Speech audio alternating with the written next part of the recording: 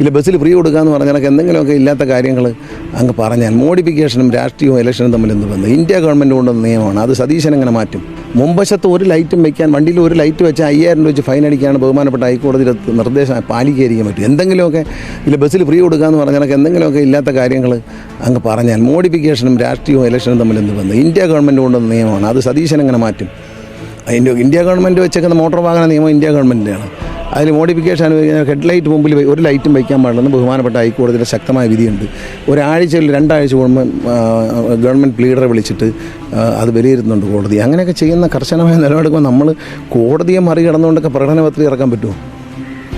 തികഞ്ഞ ആത്മവിശ്വാസം തന്നെയാണ്. ഞാൻ ഈ ഓൾട്ടറേഷനൊന്നും എതിരൊന്നുമല്ല. നാച്ചുറലി വണ്ടിക്ക് മാറ്റം വരാത്ത ഏത് ഓൾട്ടറേഷൻ അനുഭവിച്ചോളാം ഞാൻ നേരത്തെ പറഞ്ഞിട്ടുണ്ട്. അതായത് ഇപ്പോൾ വണ്ടിക്കൊരു ഡിസൈനുണ്ട്, ആ ഡിസൈനെ വേർപെടുത്തുക. അതായത് വലിയൊരു ടയർ ഇടുന്നതുകൊണ്ട് വണ്ടിക്ക് കുഴപ്പമൊന്നുമില്ല. പക്ഷേ ആ ടയർ പിടിപ്പിക്കാൻ വേണ്ടി മറ്റൊരു സാധനം ഇടയിൽ വയ്ക്കുക, ഇത് അപകടത്തിനിടയാക്കും. കാരണം അത് ഊരിപ്പോയാലോ? കമ്പനി ഡിസൈൻ ചെയ്തേക്കുന്ന ഒരു ഡിസൈൻ വളരെ സയൻറ്റിഫിക്കായിട്ട് ഡിസൈൻ ചെയ്തതിനു ശേഷം അത് അപ്രൂവൽ വാങ്ങിയതിനു ശേഷം അവർ ഫാക്ടറി മാനുഫാക്ചർ ചെയ്യുന്നത്. ആ മാനുഫാക്ചർ ചെയ്യുന്ന ബേസിക് സാധനത്തിൽ മാറ്റം വരുത്താൻ പാടില്ല. പിന്നെ വല്ലാത്ത പ്രകാശമുള്ള ലൈറ്റ് വെച്ചാൽ എതിരെ വരുന്നവർക്ക് പുഷ്പമല്ലേ?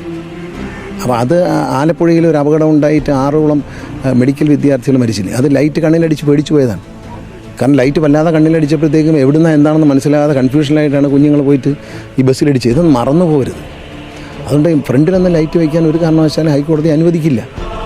ജഡ്ജ് 2 ആഴ്ച കൂടുമ്പോൾ ഇവരെല്ലാം വിളിച്ചു വരുത്തി ശകാരിക്കുകയാണ്. അപ്പോൾ നമ്മൾ അദ്ദേഹം പറയുന്ന കേൾക്കാതിരിക്കാൻ പറ്റൂ? കോടതി പറയുന്നത് കേട്ടേ പറ്റുള്ളൂ. അതൊക്കെ വെറുതെ ഇലക്ഷന് ചുമ്മാ ആളെ പറ്റിക്കാൻ പറ്റും. ഓൾട്ടറേഷൻ ചെയ്യാൻ സമ്മതിച്ചേക്കാം എന്ന് പറഞ്ഞാൽ നിയമമല്ലേ പറയാൻ പറ്റും? ഞാനൊരു മന്ത്രിയാണ്, എനിക്കത് പറയാൻ പറ്റില്ല. കാരണം ഒരു മന്ത്രിയെന്ന് സത്യപ്രതിജ്ഞ ചെയ്ത അധികാരം എടുത്ത മന്ത്രി നിയമലംഘനം അനുവദിച്ചു കൊടുക്കാം എന്ന് ഞാൻ പറയാൻ പറ്റത്തില്ല. ഓൾട്ടറേഷനൊക്കെ എനിക്കും ഭയങ്കര ഇഷ്ടം. ഞാനൊക്കെ ചെറുപ്പത്തിൽ നന്നായിട്ട് വണ്ടിയൊക്കെ ഓൾട്ടർ ചെയ്ത് നടന്നു. അന്ന് ഈ നിയമങ്ങളൊന്നും ഇല്ലായിരുന്നു. ഫ്രണ്ടിൽ ലൈറ്റൊക്കെ നമ്മളും വയ്ക്കുമായിരുന്നു. അത് അന്നത്തെ. പക്ഷേ ഇന്നത് വണ്ടി പ്രാന്തം കൂടിയായിരുന്നു. വണ്ടി പ്രാന്തനായിരുന്നു. അപ്പോൾ പക്ഷേ നിയമത്തിന് പുറത്തേക്ക് ഒരു മന്ത്രിക്ക്, പ്രതിപക്ഷ നേതാവിന് പറയാം, പക്ഷേ മന്ത്രിക്ക് അതുകൊണ്ടാണ്. അല്ലാതെ എനിക്ക് ഇതിനകത്തൊന്നും വിരോധമില്ല. ഞാൻ ഇതൊക്കെ ആകർഷണീയമായ കാര്യങ്ങൾ ചെയ്യുന്നതിൽ രസകരമായി ചിന്തിക്കുന്ന ആളാണ്. പിന്നെ അതൊക്കെ പിള്ളേർ, ഒരു പ്രായത്തിലുള്ള ആൾക്കാരുടെ അന്നത്തെ ഒരു ക്രൈസാണ്. ഇപ്പോഴാണെങ്കിൽ ഞാൻ എൻ്റെ മനസ്സുകൊണ്ട് ഞാൻ ചെയ്യും കേട്ടോ. ഞാൻ ഇപ്പോഴും കൊച്ചു പയ്യനാണ്. അതുകൊണ്ട് എൻ്റെ മനസ്സ് വെച്ചാണെങ്കിൽ ഞാൻ ചെയ്യും. പക്ഷേ നിയമം പാലിച്ചില്ലെങ്കിൽ എനിക്ക് എൻ്റെ തല വെട്ടിക്കളയും. അതുകൊണ്ട് നിയമം പാലിക്കും.